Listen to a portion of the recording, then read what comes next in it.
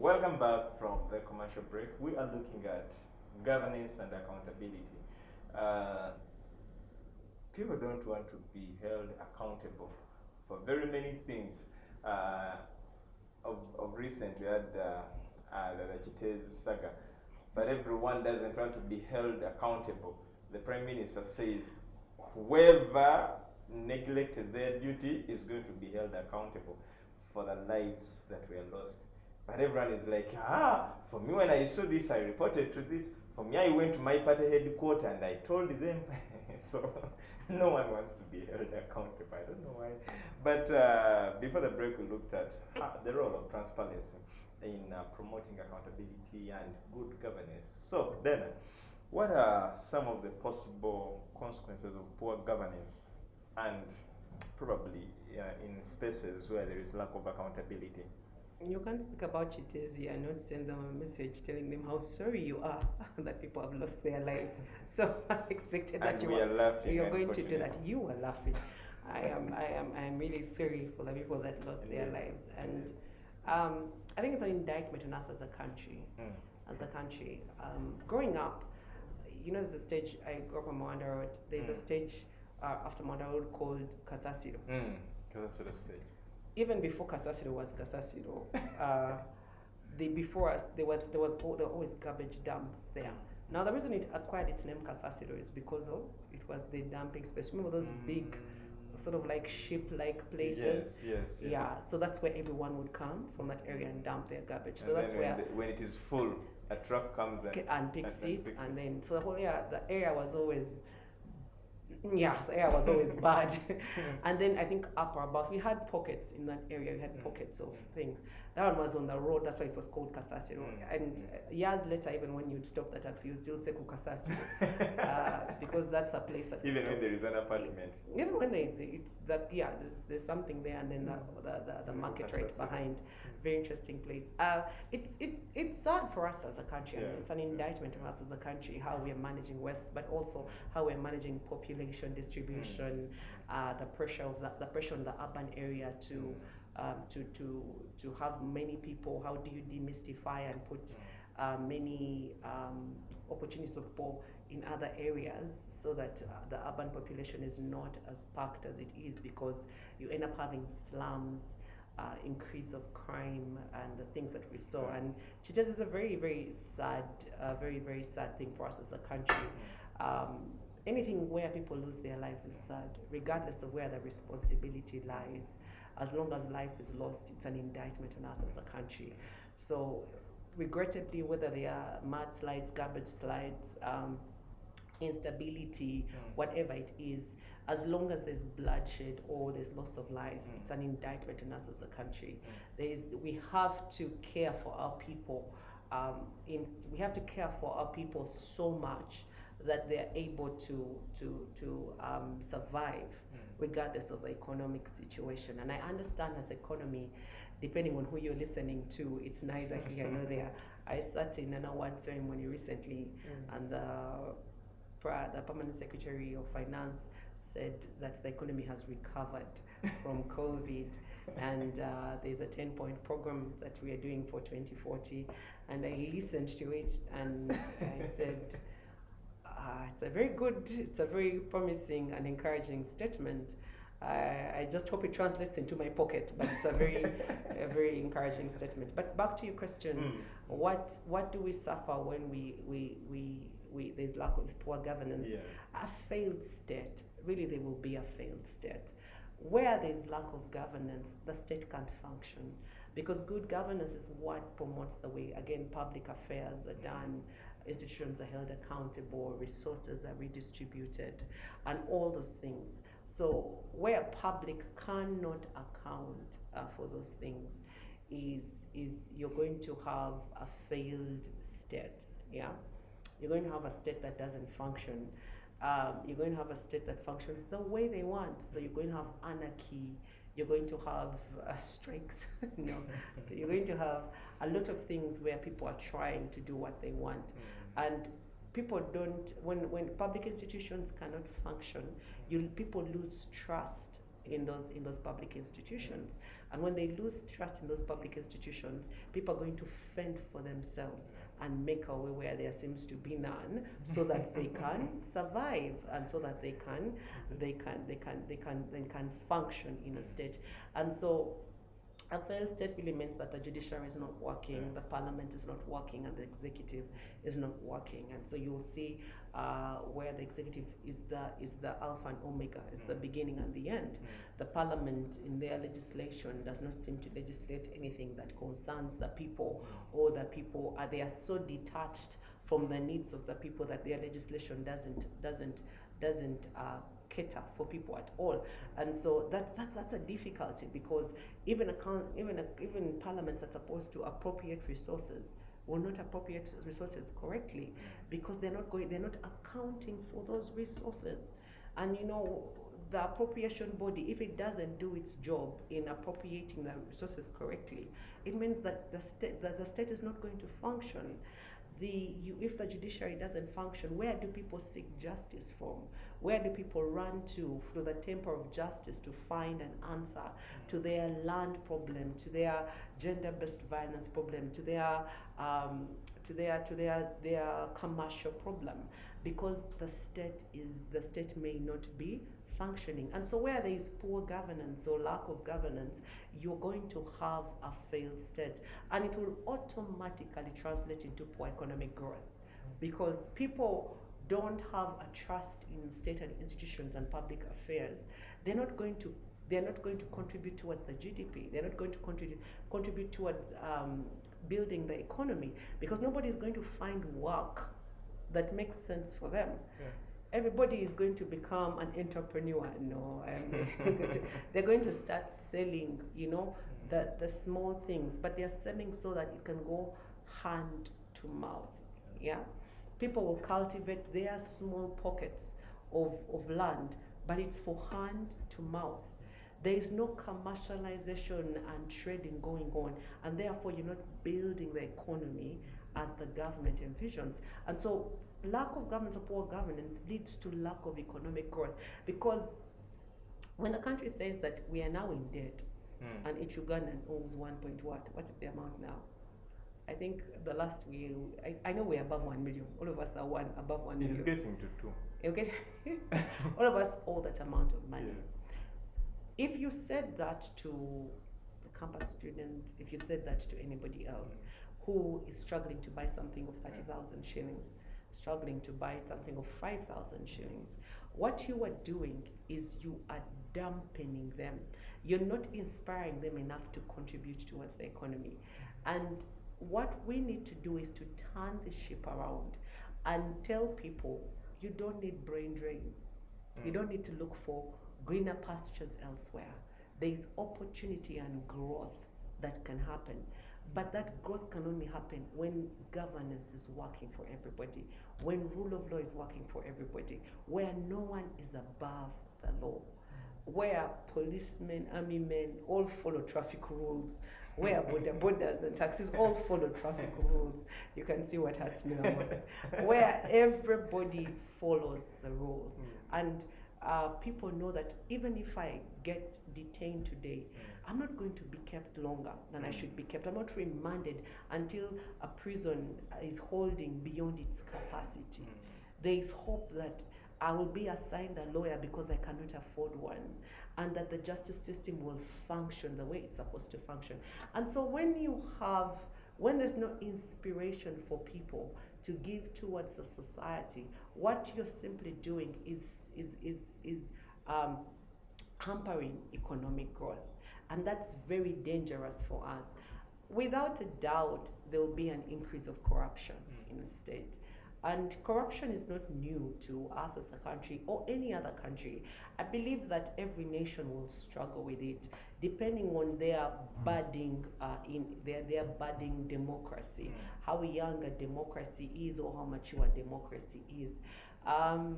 It's sad for us that because of the economy and how things have worked under the COVID situation, is that what it has brought to light is our systems and how things are working. And so the increase in the report of corruption has gone high.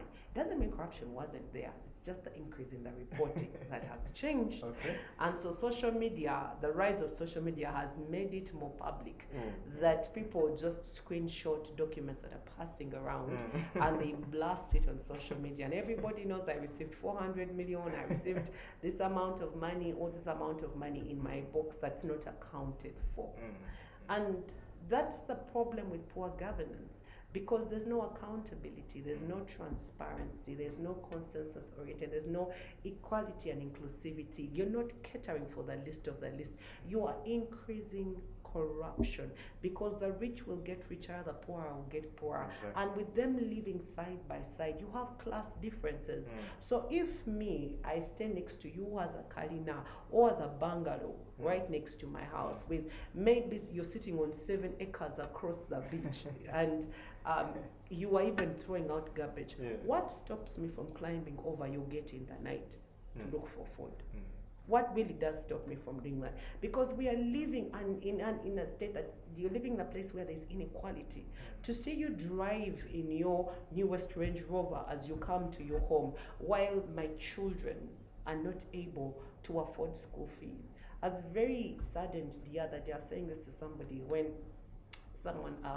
someone we know and who helps us around had written to someone and said, I have to go back to the village because I've lost my job of 160,000 and 160,000 and I have to go back to the village because I can't afford school fees for my children or to stay here.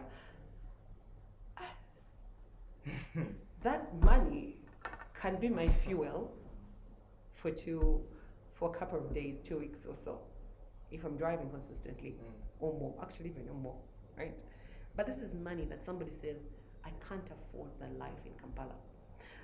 What stops that person when they come to clean your house? What stops them from picking things here and there? That inequality, when you live side by side, because of our nature as human beings to compare one to another, it's difficult for us. It's difficult for us. So I compare myself to you, and when I feel that your wealth is unjustified, my natural inclination, or when I'm pushed to the wall, is to jump over your fence. To jump over your fence. And I'm not encouraging crime. Please note, I'm not encouraging crime. I'm not explaining it away. I'm just saying the way we function as human beings. Exists. Yeah, the way we function as human beings is that's going to happen. It's difficult when a border has a degree, and you have a lot of them that have degrees. You have a lot of them that were teachers. You have a lot of them that were rewarded in their teaching capacity. And now they have to fend for themselves by riding a border, by doing these things. There's not much going around. And so it presents a question for us as a nation and many other nations, is what are we doing to remove or elevate this pressure that has built up? This pressure from us to look a certain way, to do a certain way. When you find your peer who studied the same course with you, driving a certain car and you're not, when you find them affording a certain lifestyle and you're not, and you look deeply into that life and ask them to maybe account, to be transparent, to be how the resources are coming, and you find that it doesn't add up, your natural inclination is to do something to make it count for you too. Yeah, and so I had a friend. I have a friend who drives a Range Rover, and so she got tired of being stopped by policemen, and they would ask her, and so she said, the next time someone stops me, I'm going to tell him, like you know, let's enter, show you. I'll show you where it's coming from. But wow. It's really all to say that these things come to us, and we suffer eventually a failed state, increase of corruption, lack of economic growth. Those are the major things that will affect us when there's poor governance. You reminded me of someone who's each time they look at their friends in celebration, they're living a particular life. She says, sometimes I consider myself a failure. Among all my colleagues, I'm the only one who is not making it. But anyway, we've seen very many protests. If we can put it at the national base. We've seen protests. The other time, the Gen Zs wanted to make it march to Parliament, and then some successfully went up to the entrance. There was no success in that process. Up to the gate. Yeah. Others were not even able to access the parliamentary avenue. But I mean, we've also seen very many exhibitions on social media about accountability. Yeah. We've really seen a lot. So if we can consider that, how can the team players, they could be the citizens, they could be the people you work with in an organization as a leader, all, I mean, at any level, how can these people hold you accountable for your actions? Should it be by waking up in the morning and they all stand with a placard, with a placard at the door of the office and say, we need accountability? Or what could be the ways that people can use to hold their leaders accountable? Your first is how you vote. It matters how you vote, because the very first tier you're given is to vote people, and that's why you'll always hear the tagline, your vote counts. Because whoever you vote should be the person that gets into that seat. That is the first way you hold the person accountable, by making your vote count. You have to make your vote count. You have a generation of people, and my generation specifically, the millennials, going down.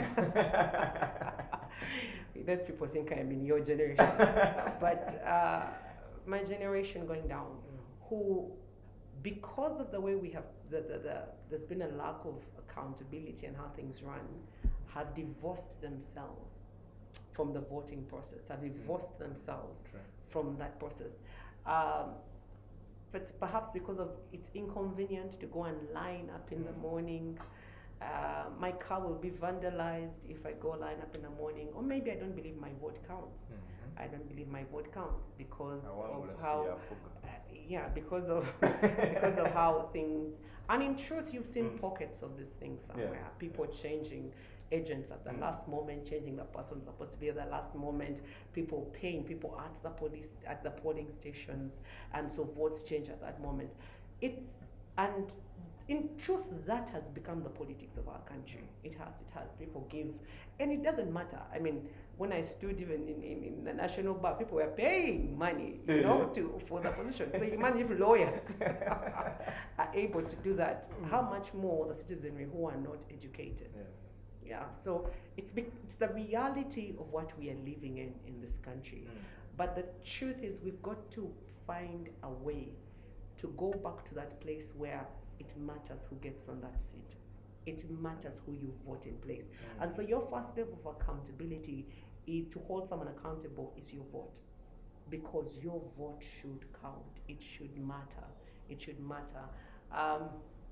The other way you've seen in other areas is what the avenues the government has committed. Referendum, you go down, they ask you a question, you go down, answer, should we change the constitution or not? Those are ways that you're holding people accountable. Do a referendum, go down, the citizens let their voice count. But beyond that is now, there are different levels of accountability. There are different levels of accountability. There's the whole citizenry, there are all the other things. And that's a way you can hold people accountable. Institutions are also meant to hold one another accountable. Because appropriation of finances is by the parliament. Judiciary checks the laws that have come out of parliament. While parliament makes them, judiciary checks them. If they are ultra-vires or beyond the scope, judiciary quashes them. It creates a lacuna in the law, meaning the space in the law, and so parliament is supposed to go back and readjust and make the law appropriate. You have the executive also checking the parliament, also an appropriation of funds, because the president has to make a comment on the budget. He's really just supposed to make a comment on the budget when it comes from finance, on how the appropriation is, and then he forwards it to parliament. There are checks and balances for every area, and so that's a way of holding people accountable. The other aspect of holding people accountable, which is very interesting, is really the media. Nobody holds anyone accountable like the media does. We struggle. We struggle with the generation we're living in, where media is now social media and it's quite popular. Yeah. Quite popular. I tell people most of my news comes from social media. I'm not necessarily sit down and watch TV. I mean, gone are the days when we could. By the time a news outlet breaks the news, social media has already broken it. And so, because that's the way news is, and I see a lot of media has worked to catch up with it. Nobody holds anyone to book like the media does, and you've got to give the media credit, the Fourth Estate, for doing their job, because you would never have found out about the corruption scandals if it had not been the media. You'd never find about the injustices that are happening to people if it had not been the media. You would not find out who is in court and being tried for their works in a public office because of the media. So whether the institutions are functioning or not, the media has brought it to book. And so you have to credit the Fourth Estate. And I give credit to the Fourth Estate for being able to demystify this thing they call corruption and bringing people to book and allowing them to make allowing people to make their case. You know, there's court of public opinion, and then there's a court of you will die in the court of public opinion, but at least you'll get a fair hearing in the courts of law. More likely than not, you'll get a fair hearing in the courts of law. Courts of public opinion, nobody cares. Nobody cares. But of course, but of course, media, I think we still have a long way to improve, especially with misinformation and disinformation. It's difficult. It's difficult when people break the story. Give an example. Because I'm on Nambole board, when they reported how the army had removed people from the encroaching on the land, and I remember then the Afande Chidemuka, who is in charge, he had said, we removed people. I was in the room. He said, I removed people, including a witch doctor. So he made it to be a funny point as he was narrating. He was narrating his experience, and then an hour later, the media reports that a witch doctor was paid. For me, who was in the room, and to see the media report, I was flabbergasted. But to date, I've not been able to explain to people that it's not true. I went to a family meeting, and I was attacked. I was attacked by one of my relatives, who said to me, "How could you have paid off a witch doctor?" I said, "Do you really believe that, using your educated brain? Do you believe that government would release this amount of funds, and that amount of funds would be given to a witch doctor in your using your educated, hopefully intellectual brain?" But there was a previous report about the road that is under construction. No. This was. And I mean, probably they could be relating that too. Because the other one about the witch doctor. The other one was also a witch doctor. No, this was Bukidambo specifically. I remember I said, use a bit of your intellect. It doesn't take too much of your brain power to figure out that government can't give that, and then it's the same amount paid. So all the renovations that have happened will need funds. And so I think that you have to be a bit more careful, right? But in truth, you commend the media. You have to. In this season, you have to commend the media. I commend them. I think a lot of things they've brought to light we would never have known. A lot of things that have caused people to be transparent have in fact changed the way things are being done. It has changed. I can see a lot of things are changing in Parliament. A few things are changing. You even find that the president has called some people to account, and you've seen arrests happening here and there. That's the media. So you have to commend them for bringing, and I think for me, they are in terms of transparency and good governance, they are for me the greatest tool you'd use to hold people accountable. Okay. Well, as we draw closer to the end, how can we now create the culture of accountability within organizations? Because, like you said earlier, no one, you say that no one wants to be transparent, but I mean, people fear to be accountable. Very few people. People fear to be accountable. Yeah. People fear to be accountable, but people don't want to be accountable, to be held accountable over things, even things they were part of. Someone will always find reasons to to at least excuse themselves. I'll give an example. When someone signed a censor motion, and then afterwards they write to the speaker. I did not know what I did not know. I thought I was signing on an attendance list, and then later the members say she was not even supposed to be part of this this committee meeting. So I mean, people don't want to be held accountable. But how can institutions create that culture of accountability? In truth, the easiest way is to have procedures. You have laws that are in place, because the Leadership Code Act requires every leader to account. And so that's a policy and rather a law that is in place. And similarly, translated to institutions, you need to put policies that are in place so that people are accountable for the resources that are being given to them. So that they can declare why they have what they have. In truth, accountability is down to your upbringing and also the strength of an institution. And strength comes in the laws that you have made. It comes in the leadership of that institution. Where the leadership is not strong, people will always cut corners to ensure that they feed what is not being fed. And so having also a strong visionary leadership that walks the talk and does what they say they need to do is critical in building accountability. People follow strong leaders. They don't follow weak leaders. They don't follow leaders that are not willing to stand up from the crowd and be counted. People will make fun of the person who said, I didn't know what I was reading. They'll make fun of those things. But over time, if you prove yourself as a strong leader, people will find reason to listen to you and to be able to follow you in the things that you are saying. And so it's important that you're building your leadership capacity. And that means that you are becoming a trustworthy person. It means that you are transparent in your decisions, transparent in how you apply those different things, those different decisions. And so people will now be able to trust you more. And it's important for continuity of the institution, whether you want it to continue or not.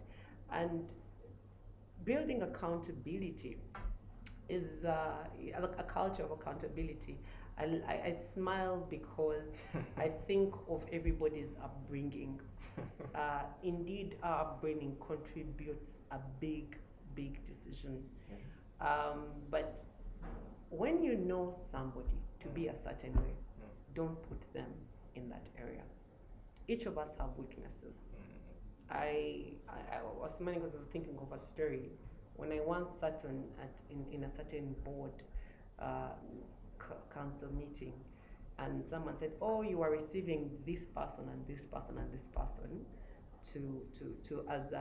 to be a part of your team," and then someone said, "That person has a reputation of money." Money. And so what they did, they said, let's put them in the area that has no money, so that their fingers will not be long enough to touch them. The person has since grown up to become quite a big person, but when you have that reputation, and because it's a character trait and how you've been brought up, when you receive a bit of power, the first thing you want to do is change your lifestyle, your outlook, and different things.